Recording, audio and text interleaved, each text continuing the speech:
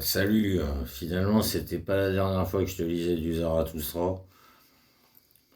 Et donc finalement on passe au chapitre L'heure la plus silencieuse, dans Ainsi parlait Zarathustra, partie 2, je pense, partie 2 ou 3. L'heure la plus silencieuse.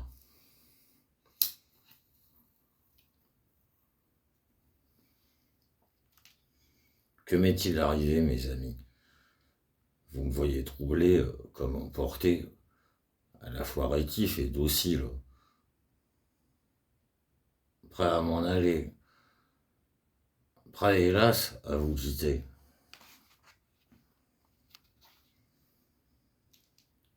Oui, il faut encore une fois que Zarathustra se retire dans sa solitude. Mais c'est sans plaisir cette fois que l'ours retourne à sa caverne.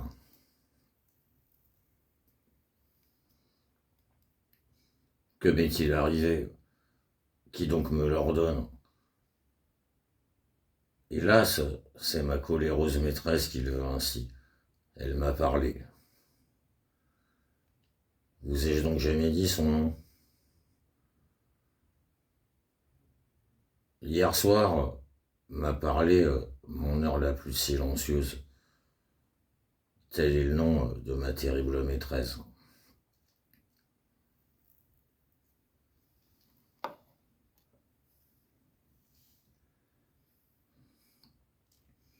Et voilà ce qui s'est passé, car je dois tout vous dire, afin que votre cœur afin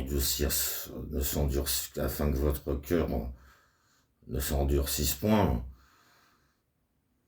Voilà ce qui s'est passé, car je dois tout vous dire, afin que votre cœur ne s'endurcisse point contre celui qui vous quitte soudainement.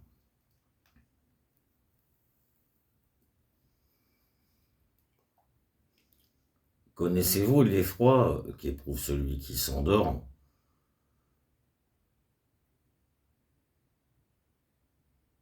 Il en frémit jusqu'aux orteils de ce que le sol se dérobe et que le rêve commence.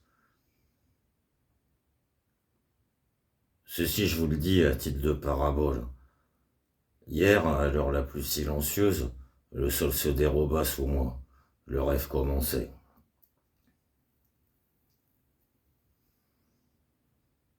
L'aiguille avançait.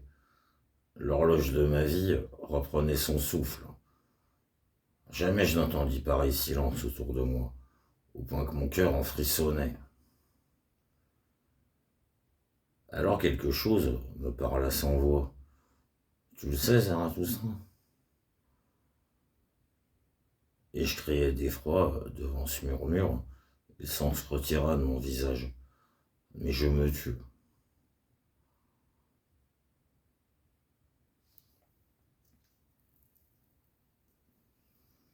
Alors quelque chose me parla à nouveau, sans voix.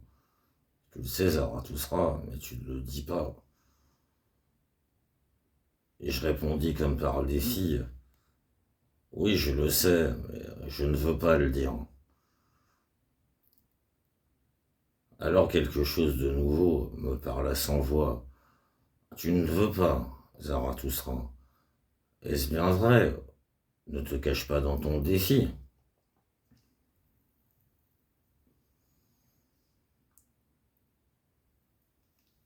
Et je pleurais et tremblais comme un enfant et je disais, ah j'aimerais bien, mais comment pourrais-je? Fais-moi grâce de cela, c'est au-dessus de mes forces. Alors de nouveau, quelque chose me parla sans voix. Qu'importe ta personne, tu n'es pas encore assez humble à mon gré. L'humilité a la peau plus dure. Et je répondis que n'a pas déjà porté la peau de mon humilité. J'ai habité au pied de mes hauteurs. Combien hauts sont mes sommets? Personne ne me l'a encore jamais dit. Personne ne me l'a encore jamais dit. Mais je connais bien mes vallées.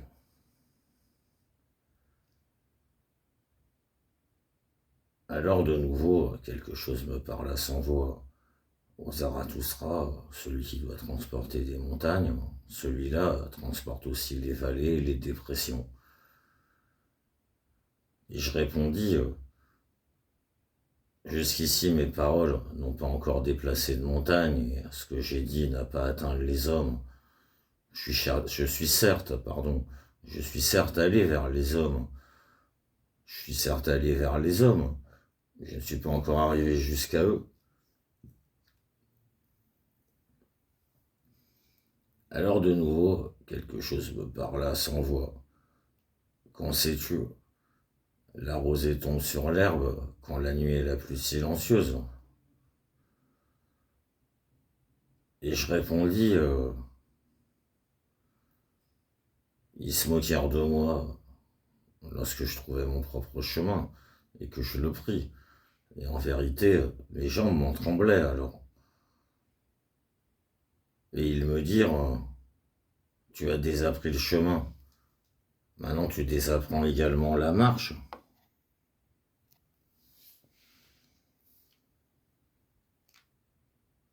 Alors quelque chose de nouveau me parla sans voix.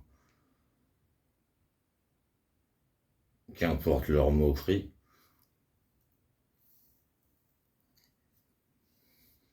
tu es de ceux qui ont désappris l'obéissance. Maintenant tu dois commander.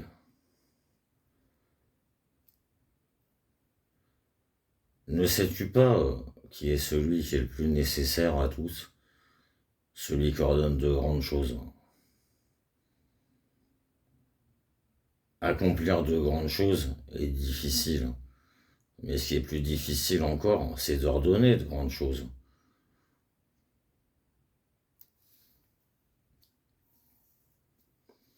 Voilà ce qui est en toi, ce qui est de plus impardonnable. Tu as la puissance et tu ne veux exercer le pouvoir. Et je répondis, il me manque la voix du lion pour commander.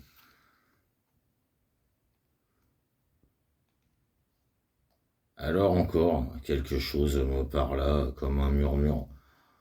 Ce sont les mots les plus silencieux qui amènent la tempête. Des pensées qui viennent sur des pattes de colombe mènent le monde.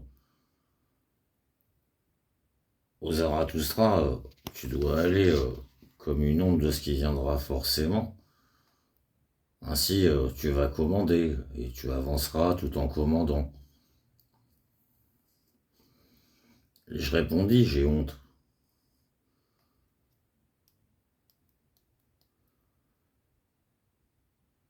Alors de nouveau, quelque chose me parla sans voix. Il te faut encore devenir enfant et sans honte. La fierté de la jeunesse est encore sur toi. C'est tard que tu es devenu jeune, mais celui qui veut devenir un enfant, celui-là doit encore surmonter sa jeunesse.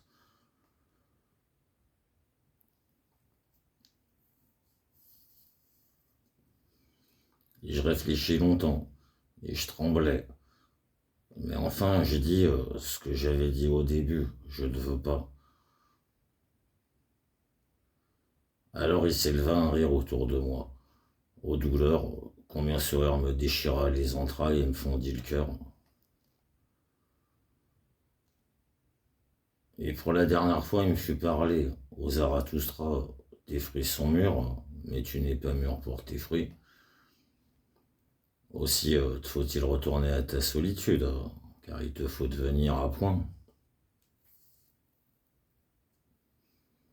Il se larrie encore et s'enfuit. Puis tous tuent autour de moi, comme d'un double silence. Mais moi j'étais étendu sur le sol et la sueur coulait de mes membres. Maintenant vous avez tout entendu et pourquoi je dois retourner à ma solitude, je ne vous ai rien caché mes amis. Mais vous m'avez aussi entendu vous dire quel est celui des hommes qui est le plus secret et qui veut l'être. À mes amis, j'aurai encore quelque chose à vous dire, j'aurai encore quelque chose à vous donner. Pourquoi ne le donnais-je pas? Suis-je avare? Lorsque Zarathustra eut dit ces mots, toute la puissance de la douleur l'envahit et la proximité de l'adieu qu'il allait dire à ses amis, au point qu'il en pleura tout haut et personne ne savait comment le consoler. Mais la nuit venue, il partit seul et quitta ses amis.